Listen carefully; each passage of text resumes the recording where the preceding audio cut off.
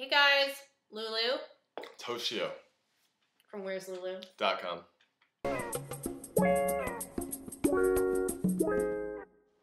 What disabilities do I have to get medical marijuana? It varies by state. You need to have chronic pain. Okay.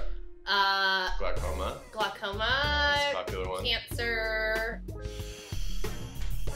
If you have cerebral palsy and you have like spasms. Doesn't my spasm dance. Nothing psychological will make you eligible, at least in Oregon. I know in California, where you're from, you knew people who got them for crazy easy reasons, like getting braces. I mean, personally, I'm all for it.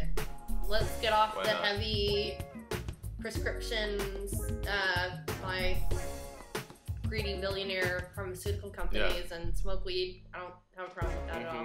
Say I were to sit in your wheelchair for an entire day. At the end of those 24 hours, am I gonna be any more knowledgeable about like what the disabled experience is? Well, where am I during those 24 hours? Actually, there's a lot of empirical data that says that people who engage in these, what they call simulation exercises, end up coming out of there with even more negative attitudes about disability than they do prior. Even though I think the intention is very, I mean, it's it's like, let's learn. Right. Let's talk about something that we, don't think about on a daily basis. Which makes sense. It's like, of course, let's raise awareness. However, it does end up a lot of times causing people to be like, oh, that sucks. When most disabled people are like, as long as I can do what I want to do, it's fine. And just sitting in a wheelchair and, going around your block, you have no idea what it's like.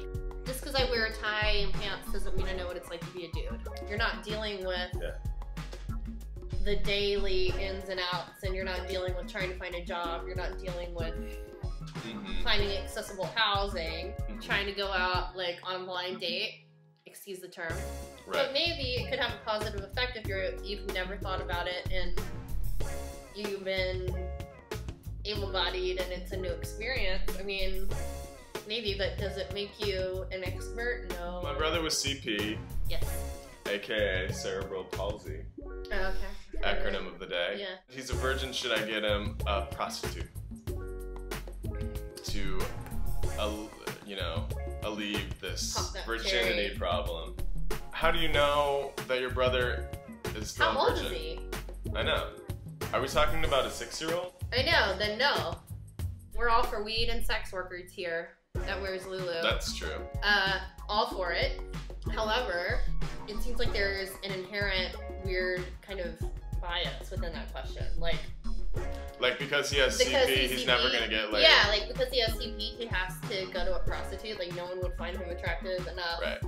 Think about chew that. On that one for a minute. That one. Certainly not without consulting your brother. If your brother wants you to go pursue sex worker, then help a brother out. Yeah. But otherwise, I think you need to mind your own beeswax. Soak it in. Soak it in.